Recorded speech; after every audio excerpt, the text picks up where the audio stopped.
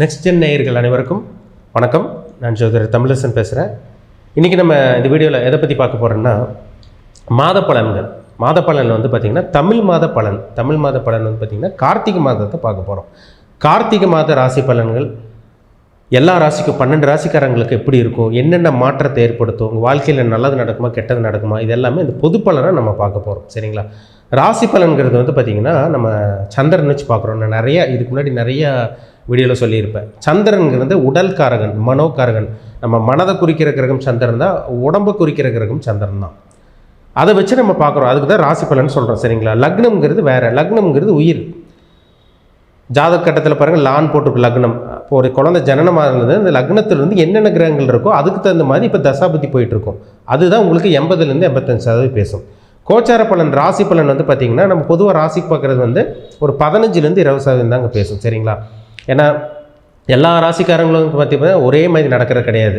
மேஷம் முதல் மீன ராசிக்கு நம்ம பார்க்குறோம். இப்போ ஒரு சில பேர் மேஷ ராசிக்காரங்க இருப்பீங்க, ரிஷப ராசி இருப்பீங்க, கடகராசி, விருச்சிக ராசி, சிம்மம், தனுசு ராசி எல்லாம் இருப்பீங்க. எல்லாத்துக்கும் ஒரே மாதிரி நடக்குதுன்னு பார்த்தீங்கன்னா கிடையாது, நடக்காதுங்க. ஏன்னா ஒரு ராசியில் பல லட்சம் பேர், பல கோடி பேர் இருப்பாங்க. அப்போ எல்லாத்துக்கும் அப்படியே அக்யூரேட்டாக ஒரே மாதிரி நடக்குமான்னு கேட்டால் நடக்காது. 1 கோடி பேர் ஒரு ராசியில், ஒரு உதாரணத்துக்கு சொல்கிறேன், ஒரு ராசியில் வந்து 1 கோடி பேர் இருக்காங்கன்னா அது ஒரு சில பேருக்கு பாருங்கள் 1 லட்சம் பேர், 2 லட்சம் பேருக்கு கரெக்டாக நான் சொல்கிறதெல்லாம் கரெக்டாகிடும். ஏன்னா இது வந்து பார்த்திங்கன்னா ராசி பலன் பார்க்குறது. சரிங்களா? அது ஒரு சில பேருக்கு வந்து செட் ஆகிடும், ஒரு சில பேருக்கு செட் ஆகாது.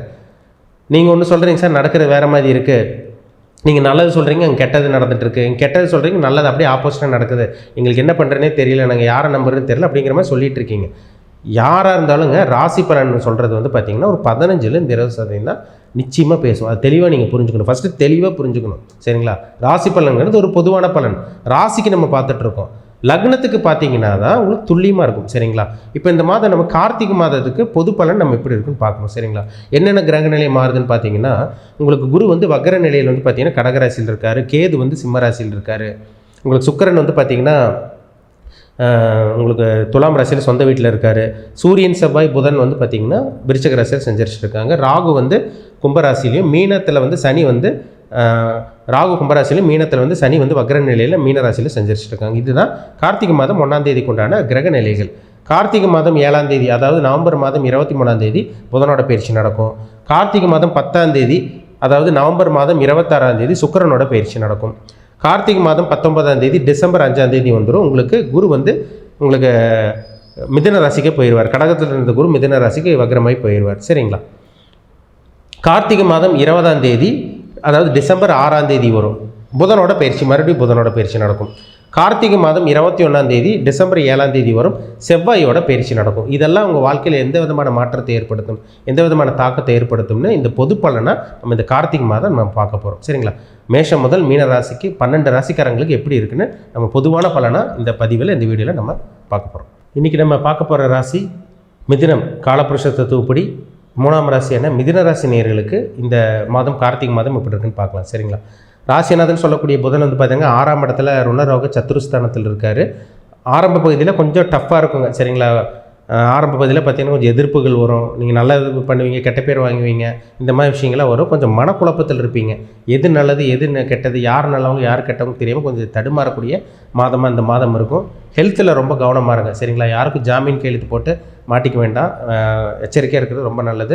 அதே மாதிரி இந்த மாதம் உங்களுக்கு ஆரம்ப பகுதியில் கொஞ்சம் சிக்கலாக டஃப்பாக இருந்தால் கூட உங்களுக்கு இந்த மாதம் நடுப்பகுதிக்கு மேலே ஒரு சில மாற்றங்கள் கண்டிப்பாக உங்களுக்கு ஏற்படுத்தி கொடுத்துரும் உங்களுக்கு. ஏன்னா புதன் வந்து உங்களுக்கு 2 இடத்துக்கு மாறுறாருங்க. ஆரம்ப பகுதி பார்த்திங்கன்னா உங்களுக்கு 6ஆம் இடத்துல இருப்பார், அதுக்கப்புறம் வந்து பார்த்திங்கன்னா உங்களுக்கு 5ஆம் இடத்துக்கு வந்துடுவார். இதெல்லாம் ஒரு நல்ல ஒரு அமைப்பு தான்.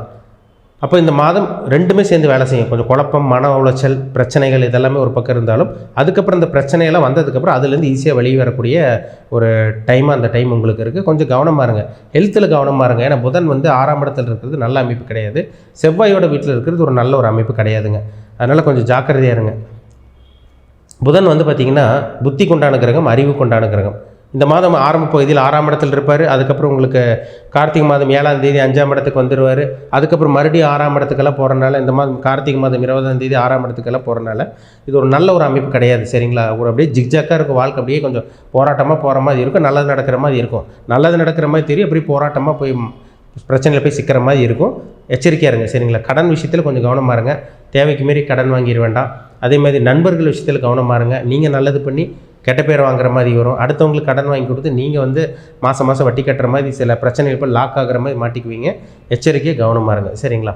மற்றபடி உங்களுக்கு வேலையெல்லாம் கிடச்சிருங்க. உங்களுக்கு எதிர்பார்த்த வேலையெல்லாம் கிடச்சிரும். அதாவது வேலைக்காக முயற்சி பண்ணிகிட்டு இருக்காங்க, வேலைக்காக ட்ரை பண்ணிகிட்டு இருக்கவங்களுக்கு இந்த மாதம் நல்ல வேலை கிடைக்கக்கூடிய வாய்ப்புகள் உங்களுக்கு நல்லாவே இருக்குது சரிங்களா. பொதுவாக சொல்லணுன்னா இந்த மாதம் சில குழப்பங்களும் சில பிரச்சனைகள் நிறைந்த மாதமாக இருக்கும் உங்களுக்கு. அதே மாதிரி வந்து பார்த்திங்கன்னா அந்த பிரச்சனைக்கு அப்புறம் சில நல்ல விஷயங்கள் நடக்கக்கூடிய ஒரு மாதமாகவும் இந்த மாதம் உங்களுக்கு இருக்கும். ரெண்டுமே வேலை செய்யும். பிரச்சனையும் உங்களுக்கு இருக்கும், நல்லதும் உங்களுக்கு நடக்கும் சரிங்களா. அதனால் கவனமாக இருங்க. ஏன்னா புதன் ராசிநாதன் வந்து பார்த்திங்கன்னா உங்களுக்கு 2 இடத்துக்கு மாறினால புத்தி தெளிவாக இருக்காது, தடுமாறுவீங்க. ஏன்னா பொதுவாகவே மிதுன ராசிக்காரங்க ஒரு தெளிவான ஆளாக இருப்பீங்க, புத்திசாலியாக இருப்பீங்க. ஆனால் ராசிநாதன் வந்து பார்த்திங்கன்னா செவ்வாயோட வீட்டுக்கு போகிறது ஒரு நல்ல ஒரு அமைப்புன்னு சொல்லிட முடியாது. அதனால் சில மனக்குழப்பமும் மன அமைதி இல்லாமல் போகிறது, சில பிரச்சனைகள் வர்றது, ஃபேஸ் பண்ணுறது, இந்த மாதிரிலாம் வரும். அதனால் இந்த மாதம் மட்டும் கொஞ்சம் எச்சரிக்கையாக கவனமாக இருங்க சரிங்களா. ஏன்னா புதன் வேறு ஒரு பக்கம் வக்கரமாக இருந்து அதுக்கப்புறம் மறுபடியும் உங்களுக்கு துலாம் ராசியில் வந்து மறுபடியும் வந்து பார்த்திங்கன்னா விருச்சிக ராசிக்கு போகிறதெல்லாம் ஒரு நல்ல ஒரு அமைப்பு கிடையாது சரிங்களா. ஆள் மாதிரி உங்களை போட்டு டார்ச்சர் பண்ணுற மாதிரி இருக்கும் வேலை செய்கிற இடத்துலலாம் சரிங்களா. வேலை சுமை வேலை பளு இருக்க தான் செய்யும். கொஞ்சம் அட்ஜஸ்ட் பண்ணி போயிருங்க. கொஞ்சம் மன அழுத்தம் இந்த மாதம் வந்துட்டு போகும். அந்த விஷயத்தில் கொஞ்சம் கவனமாக இருக்கணும் சரிங்களா. மற்றபடி எதாக இருந்தாலும் சமாளிச்சிருவீங்க சரிங்களா. பிரச்சனை இருக்கும் தான், ஆனால் ஈஸியாக சமாளிக்கக்கூடிய மாதமாக இந்த கார்த்திகை மாதம் உங்களுக்கு இருக்கும். மற்றபடி உங்களுக்கு 2ஆம் இடத்துல குரு இருக்கிறது ஒரு நல்ல ஒரு அமைப்பு தான். ராசிக்கு குரு வந்து பார்த்திங்கன்னா கார்த்திகை மாதம் 19ஆம் தேதி உங்கள் ராசி மேலே குரு இருக்கிறனால எந்த பிரச்சனை வந்தாலும் உங்களால் ஈஸியாக சமாளிச்சிட முடியும் சரிங்களா. ஒரு ஒளி கிரகம் உங்கள் ராசி மேலே சம்மந்தப்பட்டாலேங்க பிரச்சனை சமாளிக்க முடியும்னு அர்த்தம். ஏன்னா இந்த மாதம் குரு மறுபடியும் வக்கரமாகி டிசம்பர் 5ஆம் தேதியே கார்த்திகை 19ஆம் தேதி உங்கள் ராசிக்கே வர்றாரு. அப்போ பிரச்சனை இருந்தாலும் கூட அந்த பிரச்சனையை ஈஸியாக சமாளிக்க முடியும். உங்கள் ஜாதகத்தில் மட்டும் நல்ல யோகமான தசாபுத்தி நடந்துச்சுன்னா இந்த பிரச்சனைகள்லாம் உங்களுக்கு வந்தால் கூட அதெல்லாமே உடையக்கூடிய காலகட்டமாக உங்களுக்கு இருக்கும். கெட்ட தசாபுத்தி நெகட்டிவான கிரகங்களோட தசாபுத்தி நடக்கிறவங்க தான் கொஞ்சம் கவனமாக எச்சரிக்கையாக இருக்கணும். உங்கள் பிறப்பு ஜாதகத்தை செக் பண்ணுங்கள், என்ன தசாபுத்தி போகுதுன்னு பாருங்கள். அது ரொம்ப முக்கியம் சரிங்களா. ஆனால் சமாளிச்சிருவீங்க, கவலைப்படாதீங்க சரிங்களா. இந்த மாதமில் ஈஸியாக பிரச்சனைகள் இருந்தாலும் ஈஸியாக சமாளித்து வெளியே வரக்கூடிய மாதமாக தான் நிச்சயமாக அந்த கார்த்திகை மாதம் மிதுன ராசி நேயர்களுக்கு அமையும் சரிங்களா. மீண்டும் அடுத்த பதிவில் சந்திப்போம். உங்களிடமிருந்து விடைபெறுவது உங்கள் ஜோதிடர் தமிழரசன். நன்றி, வணக்கம்.